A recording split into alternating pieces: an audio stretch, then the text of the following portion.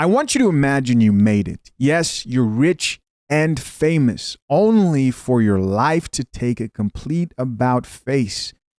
And you end up not only homeless, but living out of your car for the past 3 years. In today's episode, we're going to be focused on a certain conversation that I really am just curious to know what your opinion would be in this circumstance. So my one question to you by the end of this is, what would you do? This is Dawn Robinson. Dawn Robinson has been the topic of discussion on a lot of platforms recently after she announced that she's currently living out of her car. Why is that surprising to a lot of people? Well, maybe because she was one of the members of En Vogue, a highly successful music group that sold over 30 million records worldwide. Now, this isn't the first time we've seen celebrities go from really successful to working a regular job. You know, in most cases, people run into, I think there's a few people I can remember who a fan may have run into somebody who's really famous and then they're working a regular job. This situation is a little bit different. Why is she living out of her car? You've got articles like The Guardian who posted En Vogue singer reveals she's been living in her car for years. But I'm going to be honest with you. When I saw this video of her here sharing the news that she's been living out of her car for the past 3 years, I thought to myself, I remember when I lived out of my car. Now, that lasted less than a month. And I think a lot of people have been through something similar like that. I was in my early 20s at the time, and I was finding my footing in the world. So I watched this and I said, you know what? I wish you the best. But the 3 years thing kind of threw me off. And I wasn't going to talk about this topic at all until things took an interesting turn. And that's what I want to focus on. But first, let's check this out. You guys, for the past almost 3 years, I have been living in my car. I said it. Oh my God, it's out. I've been living in my car. Oh my gosh. If you remember, if you guys were with me, in 2020, I did like 105,000 interviews. And in the interim, I was living with my parents in Vegas. And that was wonderful until it wasn't. I love my mom, but she became very angry. And a lot of her anger, she was taking out on me, and I was her target all the time. And I was like, I can't deal with this. Like, I respect her too much. I didn't understand it. I still don't. And I was sleeping in my car for maybe about a month in Vegas. And then the guy that was co-managing me at the time was living in LA. And he said, you need to come back to LA. I don't have a lot of room, but I'll make room for you. And then when I got to his place, he actually didn't have room for me. So it turned into, okay, well, I'm going to put you in a hotel for the night. And that one night turned into 8 months. Oh my God, you guys. I was like, no, this is unacceptable. I have been researching car life. This whole community. Real quick, that's pretty expensive, right? Has anybody lived out of a hotel room for that long before? 8 months. You know, I saw a figure of $3,000 to $4,000 as somebody was posting to say, oh, that's how much it would typically cost. That's pretty expensive. And I'm assuming most people would rather get something that's not a hotel room, because who really wants to live out of a hotel room? Let's keep listening. Community of people that live in their cars, and a whole community of people that live in their RVs, and a whole community of people that live in vans. Van life, car life, RV life. And I loved what I was seeing. I just thought, wow, these people, I can do that. I could do this, I think. And I ended up in my car, and it's been, like I said, 3 years. I think I'm going to go and sleep in my car. I think I'm going to live in my car. I've been researching it, and I know I can do this. And she's like, yeah, you can. She was gung-ho, and I was like, okay. So I went up to Malibu. You know, Malibu is the place where you can take Highway 1 all the way from New York, literally. And it's kind of the place where everybody stops along the way when they're coming from the East Coast and they're heading west, to California to make their dreams come true, to start a new life. Guys, this is not like, oh my God, poor Dawn. She's living in her car and it's terrible. Oh, woe is me. It's not that. It's not, like I said, I'm learning about who I am. I'm learning myself as a person. So she put a caption there. It says, awakening, healing, forgiving, growing. I'm going somewhere with this. I'm going somewhere with this. Stay tuned. As a woman, and I didn't think if you would have said to me while I was in Vogue, you're going to be living in your car one day, I'd be like, huh? No, I'm always going to have an apartment. I can't live in my car. How can I do that? I won't be able to live in my car. We say that we can't do certain things before we even know we're capable. Nisa keeps telling me that when people find out, when the fans hear that you're living in your car, they're going to be so proud of you, because I am documenting this whole adventure. It's an adventure, you guys. It's a journey, and I've been documenting it and filming myself doing certain things. All right, guys, there you go. You heard it for yourself. Let's be honest here. You know, right, based on what she said, that the intention was not to live in her car. She decided to embrace that lifestyle after a failed attempt at what it sounds like restabilizing her life. And so she chose to reframe how she viewed her situation, said, hey, there are a bunch of people, a community of people who live outside of the car. And believe it or not, they're actually very popular on TikTok. They do exactly what she's talking about, right? And some of them talk about the increase in being priced out of being able to rent a place to stay. Some of these people are young people. A lot of these people are artists. You know, at one point I was thinking to myself, I wouldn't mind actually, I'm not talking about actually living out of a car, but more like, an Airstream, what you'd call glamping, something nicer. But these videos aren't people who are really having a blast out here. A few of them I've actually seen post online begging for money, asking for help. Drink the coffee, it'll make you feel better. And I mean, to me, when you get to the point where now you're begging, I don't think it's the worst possible case scenario, because we've all fallen on hard times.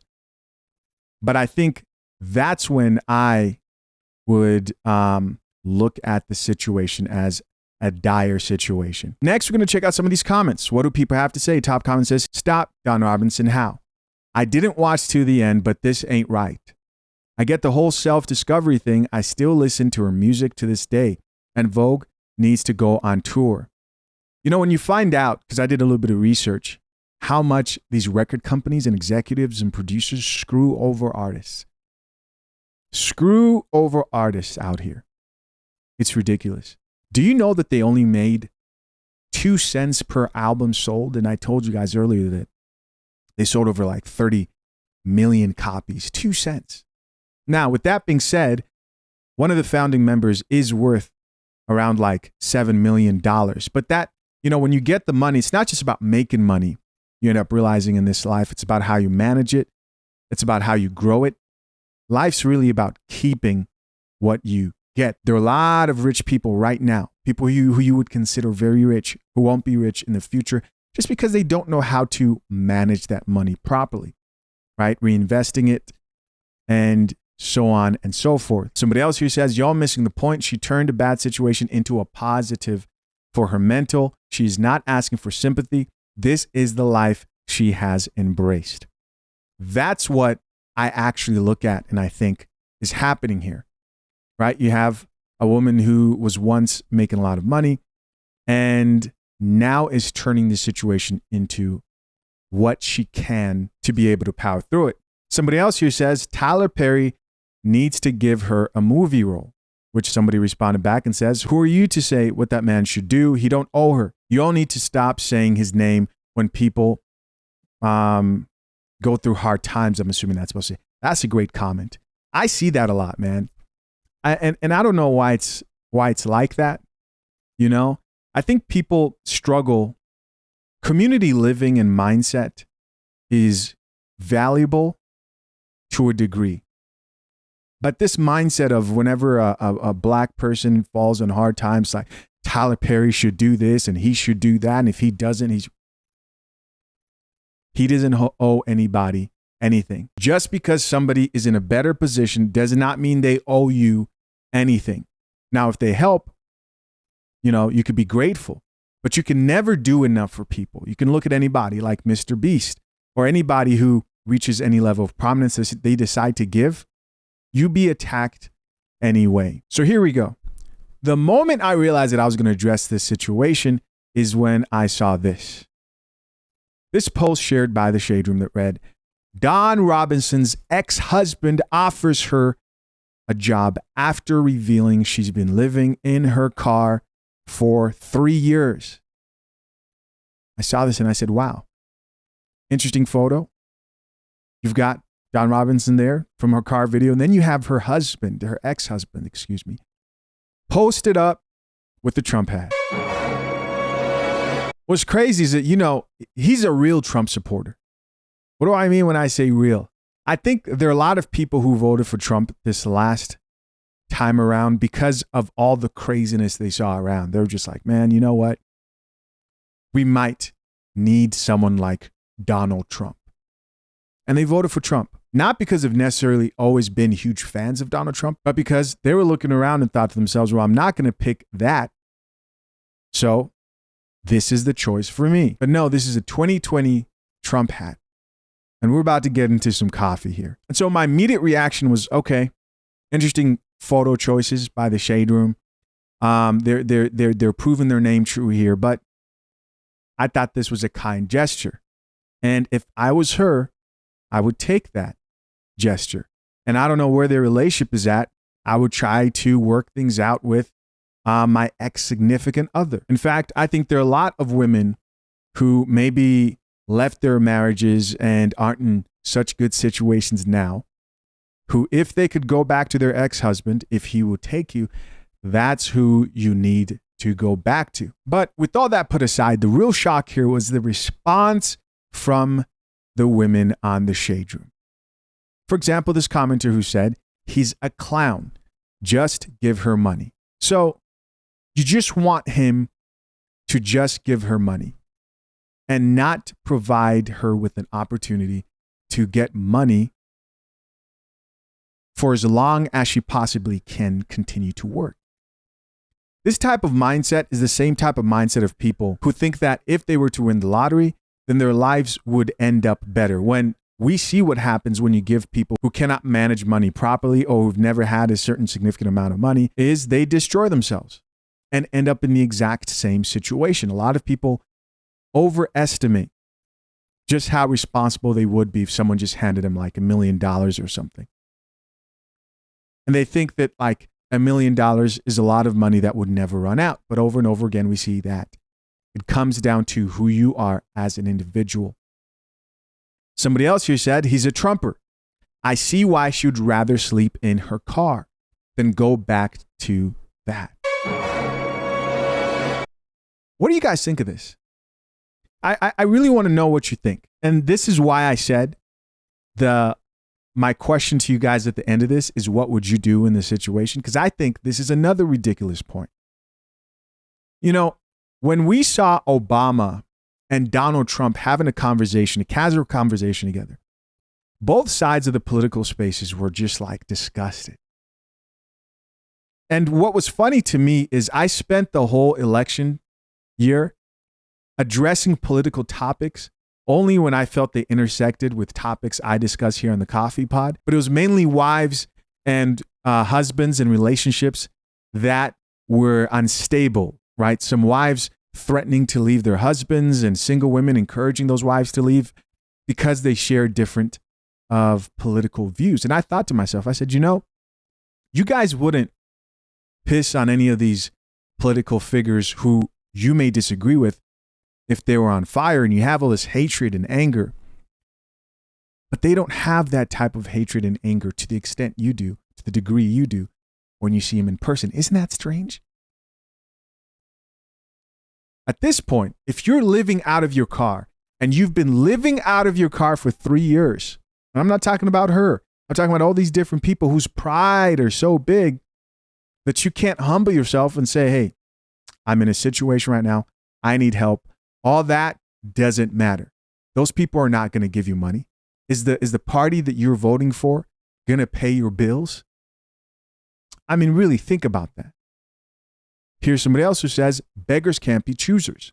Take the job, girl. Right? This person here thought that that was the right move. Do you agree? Somebody else here added, nope.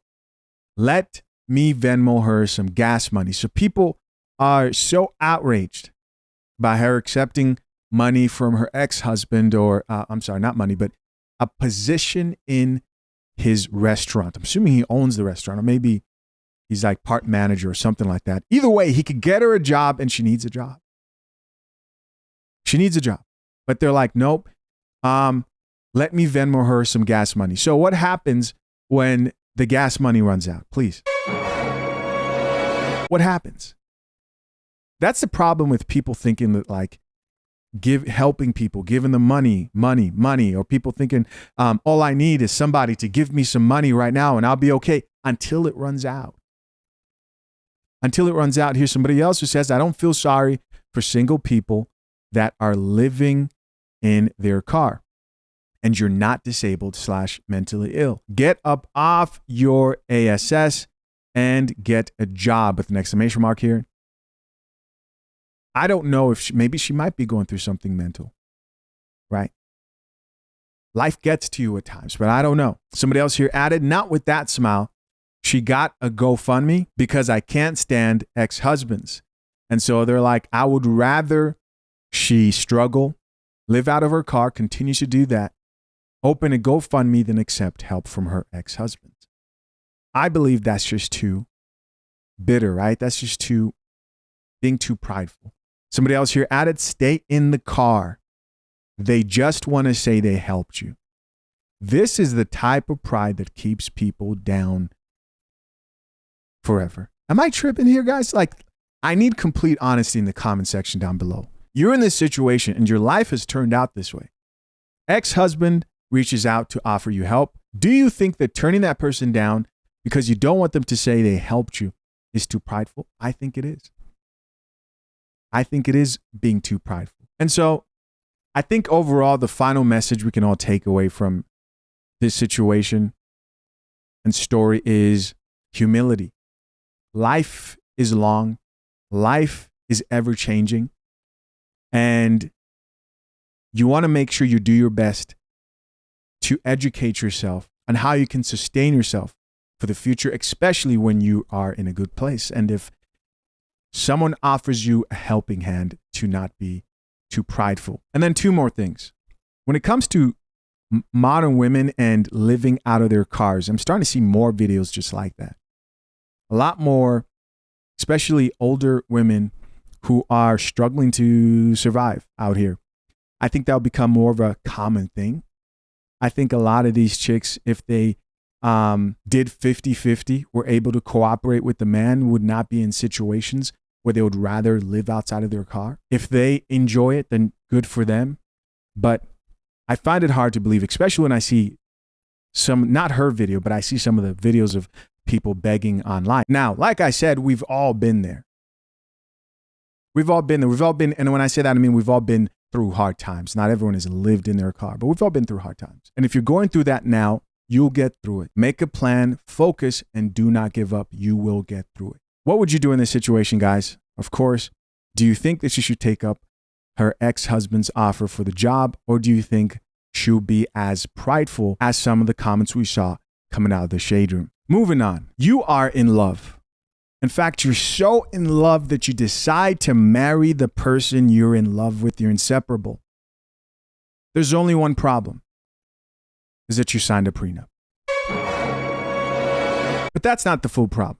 The full problem is that you signed a prenup and decided to cheat. That's what's being alleged about this situation regarding multi-talented singer-songwriter Teyana Taylor and her ex-husband, who's now her ex-husband, since they finalized their divorce. And yes, we're talking about American professional basketball player Iman Shumpert. What type of bullshit is this? Teyana Taylor and Iman Shumpert's divorce is finalized, and this is everything that he lost. Teyana is receiving 4 houses worth over $10 million, a 7-figure payout, and luxury vehicles, including a $300,000 Maybach, a $70,000 Mercedes Sprinter, and a tour bus. She also retains full ownership of her companies, and Iman Shumpert must pay $8,000 a month in child support and cover their child's private school tuition. If I was Iman Shumpert, bro, I would just go ahead and feed myself to the fishes. I can't do this shit no more. She's getting off with a crazy bag. She got more assets than Bruce Wayne. Now, this does not look like the type of split that somebody who had a prenuptial agreement would get, right? This would be a very generous split of assets. Again, I want to be very clear that there are a lot of people right now alleging that their prenuptial agreement that hasn't been confirmed that they had one, but there's a lot, it's like the Jesus situation where they would say one thing and then you found out that they had a cheating clause in their prenup. And I have a whole lot to say about that. But most of these celebrities don't want their business out in the public, of course.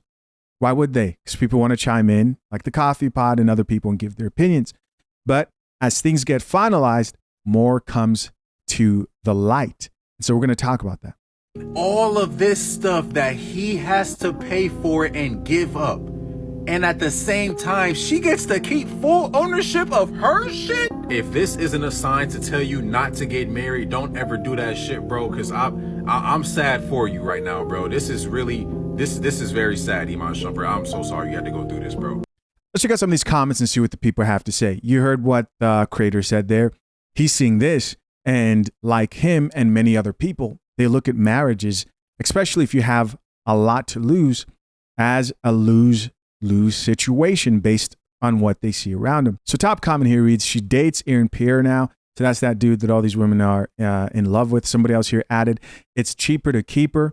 Moral of the story, don't cheat.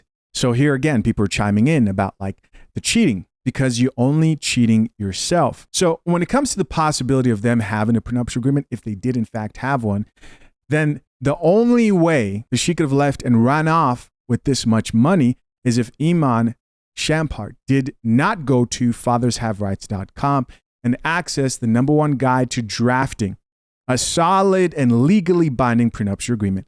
100% free with offer code review. It's free. It's available for him and anybody else, right? It's free. It's free with offer code review. That's the only way, right? But let's be real here for a second. There are a lot of prenuptial agreements that aren't drafted correctly. And things like a cheating clause, right? There's a whole section we have in that guide that anybody could access. One of the expert attorney that's providing the free legal information explains exactly why cheating clauses are a horrible idea. You may be asking, why would a cheating clause be a horrible idea? Well, you may be in the moment. And this is why I say a lot of men out here and women don't know themselves. This is why I also say my controversial statement of, I believe if a couple can work through infidelity, they should. That you should be able to find yourself a woman who you can have a real conversation with what would happen if any of us cheated. And you want the type of person who you can work on things that you think you would never do.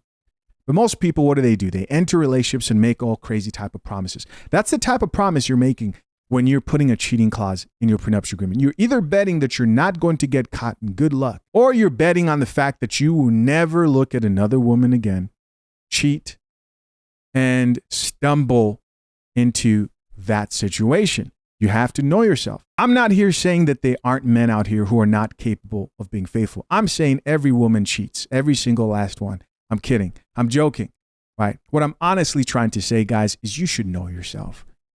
If you know that you're an NBA player and you have all types of women throwing themselves at you left and right, why would you go? Unless if you have a track record of just being disciplined and being de-disciplined and being focused, why would you go sign a prenup with a cheating clause? Why would you do that? And I know what some of you think. Some of you look at some of these celebrities, and I'm not particularly talking about this specific couple or ex-couple. No, I'm talking about other people you may see, and you think to yourself like, man, because they're successful, in their field, then they must be sharp and very prepared in every other part of their life. That's not the case. You'd be surprised when you look at how vulnerable a lot of the people you guys put into a category of success are. There are things that I had to personally learn myself when I started to pick up, let's say, like the channel started to grow, or certain things, you learn like, okay, I'm not so good at that. I need help. I need guidance. I need to make sure that I'm going and protecting myself in every area of my life. There are a lot of people who make a lot of not so smart decisions, who you think have it all together. Of course, you have the chicks online who are celebrating over this particular situation. Let's check it out. Teyana Taylor took Iman to the cleaners with this divorce. So they just settled their divorce, and she's leaving with 4 Lux homes. They're valued at over $10 million. She's getting a $8,000 payment each month for child support. Plus, he's footing the tuition bill so that they can go to the best private schools, get the best education. She's also getting a one-time 7-figure payment from him. And she's also leaving with the Maybach, the Mercedes, and the tour bus. Okay, that's a pretty good deal if you ask me. Good job, Teyana. Good job to Teyana's lawyers. And I mean, shout out to Iman for, paying up. You know what I mean? I'm sad that it didn't work out for them. I'm sad that, another black family got a divorce. But damn, Teyana, don't ever play with Miss Teyana Taylor. Yeah, that's crazy. Like this settlement. Wow. Listen, I understand, man. I get it. Some people look at this and they'll sit down and say, hey, put that in the buckets of reasons not to get married. But something I'm sure of, because I'm one of those people, is you never talk someone out of starting a family, getting married, if they've already set their mind to that. And to that group of men, I say, make sure you protect yourself at all costs. And I'm kind of curious here, so I'm going to ask Ms. Coffee a quick question.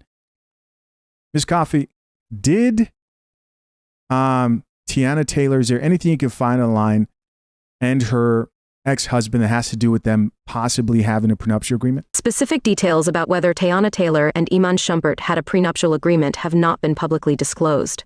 However, the substantial assets awarded to Taylor in the divorce settlement, including 4 luxury homes valued at over $10 million and a one-time 7-figure payment, suggest that either a prenuptial agreement was not in place or its terms were overridden due to circumstances such as infidelity.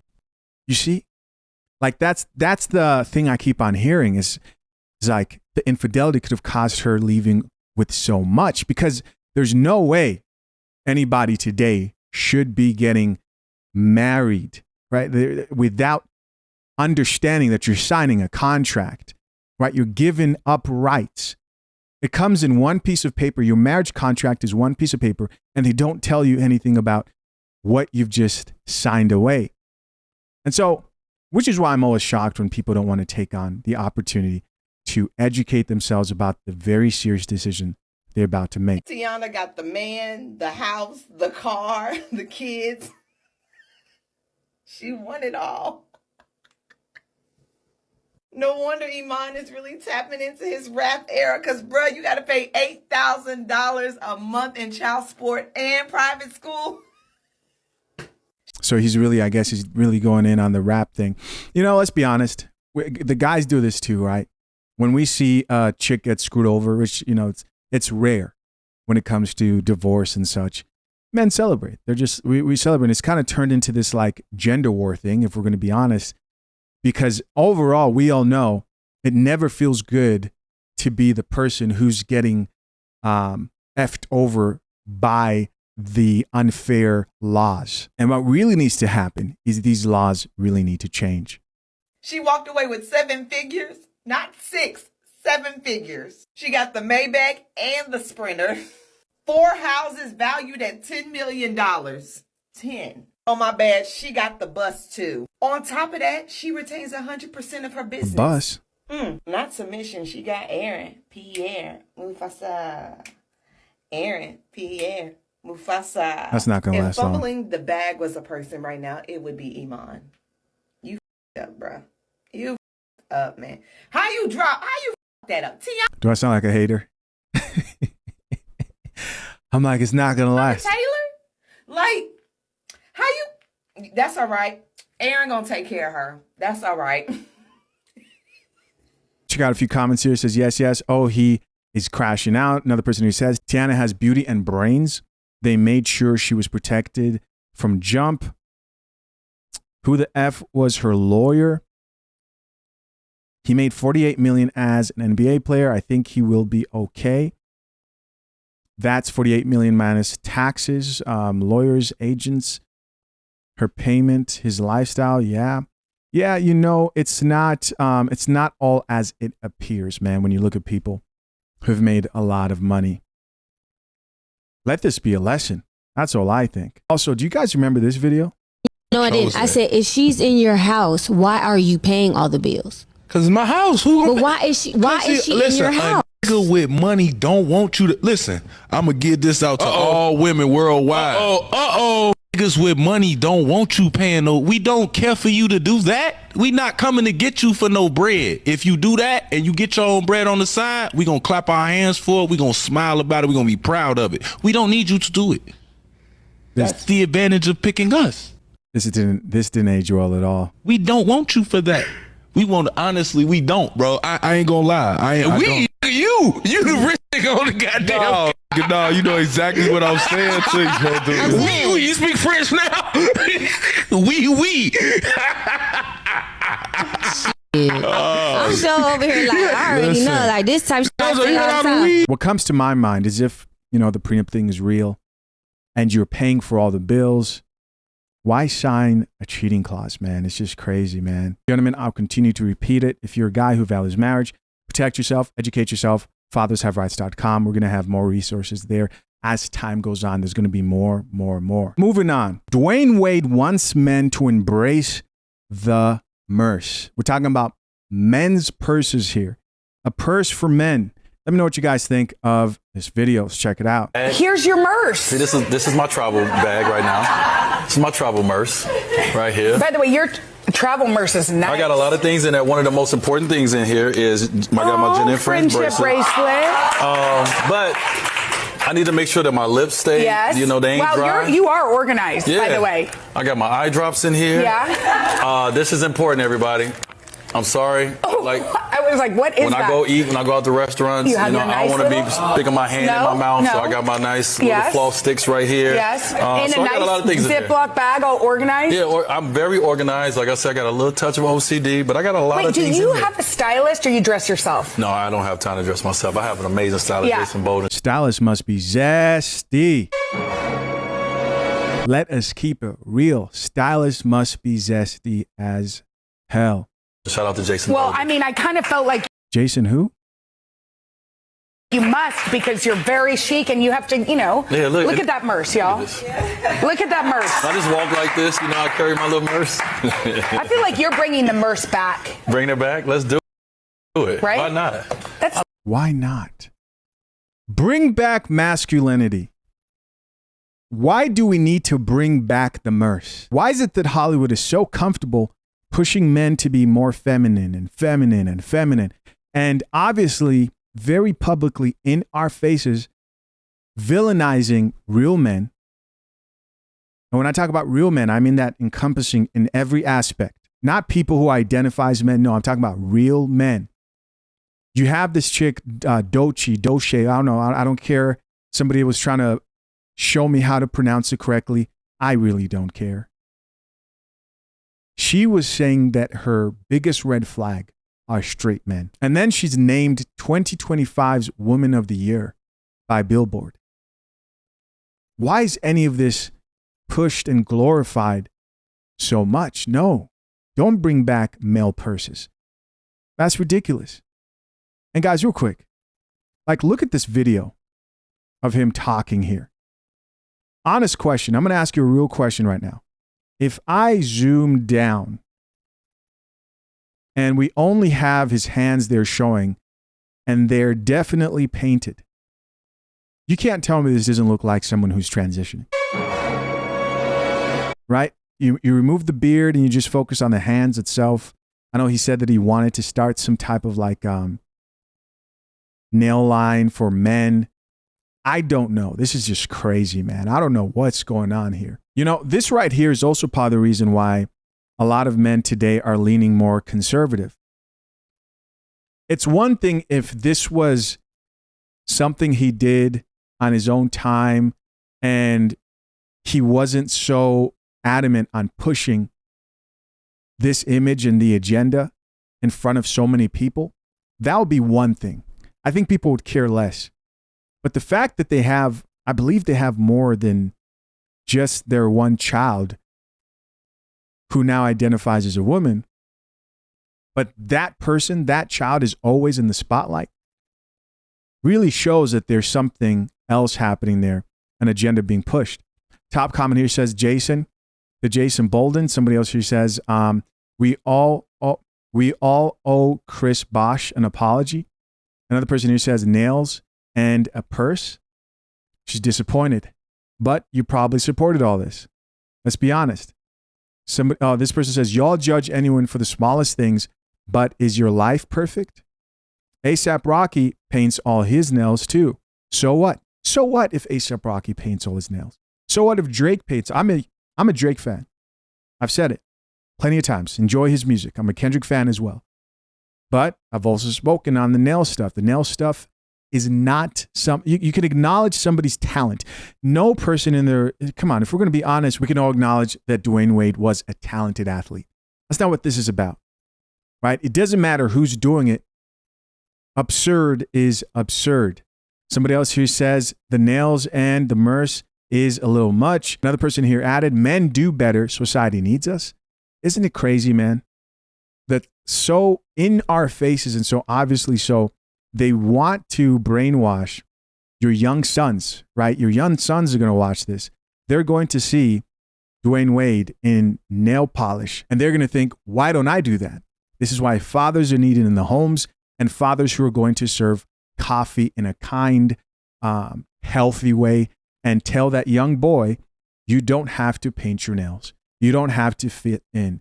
It's okay to be masculine. It's okay to like masculine things. It's okay to be a man. So my wife came out and talked about how we split things 50-50 in our home. Yeah. And so it became a big conversation about, men and women who splits 50-50, who pays the bills and all these things. And then she recently came out and she said that she's in her soft era now, that she don't want to do 50-50 anymore.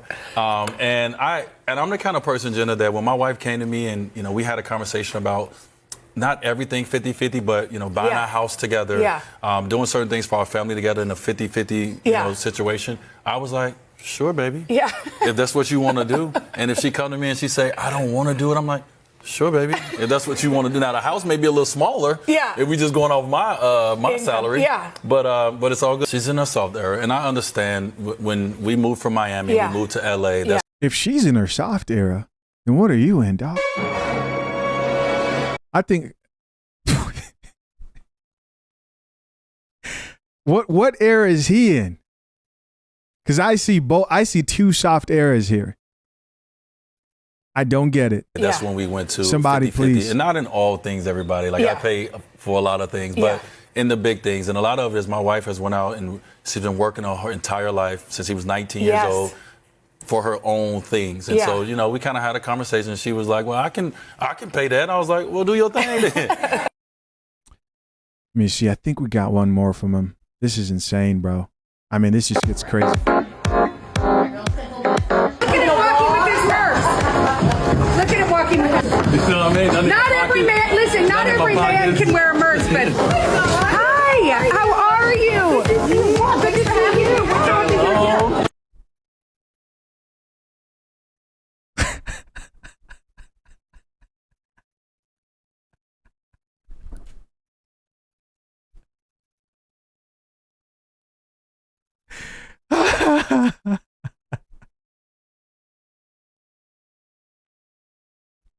This commenter says, period, poo. Yo, what is happening out here? Now, you got to be careful, man. You got to be careful. This is not the day and age where you don't want to monitor what your young men, especially what your young men are consuming online. I mean, this is something. I've thought about different things like, maybe this is guilt. You know, maybe Dwayne Wade has always masked this side of himself, and his son decided to not mask. That's a crazy freeze. That's a crazy freeze. His son decided to not mask it.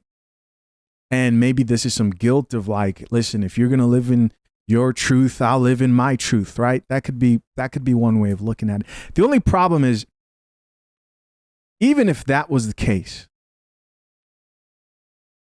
it's too much. It's too much. Is there anything else that you could push out other than this? I'm not somebody, let me be clear here. I'm not somebody who believes that if your daughter or son was to come out as gay or anything like that, that you should shun them and hate them. No, I don't believe that at all. Not even a little bit. But that's not what we see happening here. That's not what we see. We don't see people who are saying, hey, this is how I want to live my life. This is how I want to conduct myself. No, we see Billboard naming a woman who just said her biggest red flag are straight men. If I said that or you said that on any mainstream platform, you're getting canceled. You're getting targeted. There's a lot of hate. But no, put straight men in the category of something's wrong with being a straight man. Just for being the way God made you. Just for being the way God made you. And they lift her up and name her 2025's Woman of the Year. Obvious industry plant tactics that we're seeing here with this particular artist. Then the same thing with Dwayne Wade. It just seems that the more a celebrity embraces this, the more it seems that they're financially pushed, successful, and can explain why people are no longer choosing to support and act like some of this stuff isn't just plain out insane. But I get it. No, I'll have a tea, actually. You don't drink coffee. You don't drink coffee. Moving on. This is Brene Kennard, and she's a TikTok influencer currently being sued for sleeping with her friend's husband. And I read all the legal documents, even though I'm not a lawyer. Damn. So let me fill you in on this crazy case. Like I said, her name is Brene Kennard. She's an influencer with almost 3 million followers on TikTok. And in May of 2021, she married this man whose name is Devin. Brene and Devin live in North Carolina, and they spent a ton of time hanging out with Devin's cousin Tim and Tim's wife, Akira. Brene and Devin. Right. Tim and Akira. So these two couples hang out, they go on double dates, make social media videos together, go to birthday parties, basketball games, baseball games, all the couple things. Until in January of 2024, Akira discovers a video of Brene, her friend, and Tim, her husband, talking about things that they've done together. Clapping your cousin's wife's cheeks is some crazy work. And yes, earlier I said Tim and Devin were cousins, so that would mean that Tim slept with his cousin's wife. Akira learns that this affair between her husband and her friend started in December of 2023, and on occasion even happened in her house when she would be asleep. Wow. After all of this is discovered, Tim and Brene move out of the homes that they share with their spouses and into a home together. For all who don't know, me and Devin are divorced. And that's not a good thing. What a horrible wife. Celebrating cheating on your husband and a horrible cousin too, the other male cousin, and then going online and publicly flaunting this for the whole world to see is, I can't think of anything more worse than that, right? Cold world. Good thing, but another thing, your girl is moving. And then a few months after that, Akira sues Brene, alleging that as a direct result of Brene sleeping with her husband, Akira has suffered humiliation, mental anguish, and injury to her health. She says her children are now deprived of a 2-parent household, and Akira is deprived of the love, affection, companionship, and economic support of her own husband because he's given it all to Brene. Akira also says the fact that the two of them are flaunting this relationship all over the internet. That's crazy. Oh, I thought the music was gonna play. No, you gotta just do it. Just once.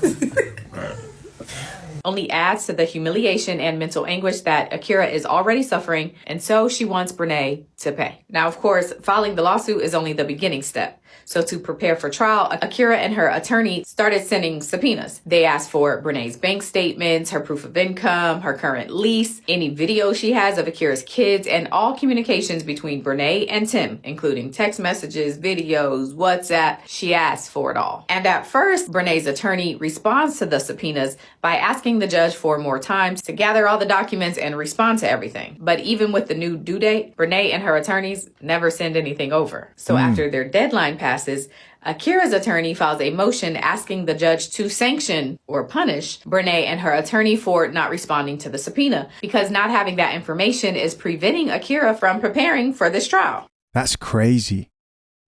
Anybody who, because this is new to me, right? You don't see this a lot.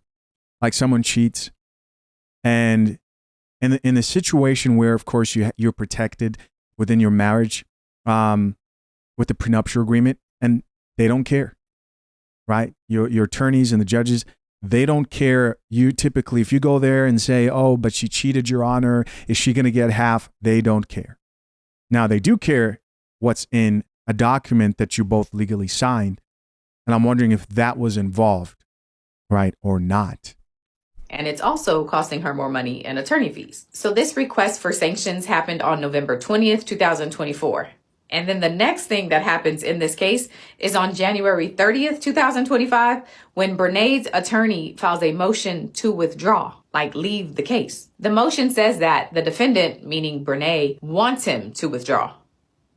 What? So now there's a hearing scheduled for April 1st, but a mediator has also been assigned to this case, and it says the deadline for a conference with that mediator is April 19th, and then the trial is scheduled to start on May 19th. So that's the lawsuit between the wife and the girlfriend. But remember, I said Brené was also married. She was married to Devin, who is Tim's cousin. Well, Devin has also filed a lawsuit. His lawsuit is against his cousin, Tim, and it's for the same reasons Akira is suing for, saying that his cousin broke up his marriage. There was also a temporary custody order that was put in place to say that Akira and Tim's kids couldn't be left alone with Brené, but Akira says that Brené has broken that order countless times. So again, this is in North Carolina where you can sue for this kind of stuff. So I don't. Oh, is that what's going on? So does that mean that in some states you can't sue? I know she said she's not a lawyer. I'm kind of curious because I've never heard of this. No, child. Y'all tagged me in this and wanted a recap, but this is a mess. North Carolina, what are y'all doing? So is that in North Carolina where you can sue for infidelity? Maybe they have some sort of, because in some states, let me talk to Miss Coffee here. In some states, I know that like how you divorce does matter. Miss Coffee, does infidelity in the case of a marriage that leads to divorce hold more weight in a state like North Carolina? How much does that affect the divorce and how it turns out financially? In North Carolina, infidelity can significantly influence certain aspects of divorce proceedings, particularly concerning alimony and potential legal actions against a third party. Alimony, spousal support, bar to alimony for dependent spouse. If the spouse seeking alimony, the dependent spouse, has committed adultery during the marriage and before separation, they are typically barred from receiving alimony. CharlesUllman.com. Mandatory alimony for supporting spouse. Conversely, if the spouse from whom alimony is sought, the supporting spouse, has engaged in adultery, the court is required to award alimony to the dependent spouse. Cipherflatolaw.complusone. CharlesUllman.com. Discretionary alimony. In cases where both spouses have committed adultery, the decision to award alimony is at the court's discretion. That's interesting. That's why it's important to know the laws of your state, right? Especially if you're somebody who's going to hop into a marriage. So this top comment says, Devin glowed up. So I guess the guy who got cheated on by the wife glowed all the way up. Somebody else here says, he was fine to me before, but now. Okay, looks like my man went straight to the gym. Straight to the gym. Somebody else here says, please don't forget Brené dated Tim in like high school. Who gives an F? She's still at 3 or 4. Somebody else here says, I hope Akira wins. Yeah, this is all drama stuff that I don't care about. This is insane. Yeah, I was mainly kind of just stuck on the fact that in certain states, people just like sue each other when it comes to infidelity. That's not something I don't think would hold as much water in other states. Of course, guys, I'm curious to know, what do you think of this whole situation? comment down below. Listen, guys, as always, I appreciate you checking out yet another episode of the Coffee Pod. To my soon-to-be married and currently engaged men, head over to fathershaverights.com and access the #1 guide to drafting a solid and legally binding prenuptial agreement. Use offer code REVIEW to get it 100% free. Appreciate you guys. Till next time, I'm out. Peace.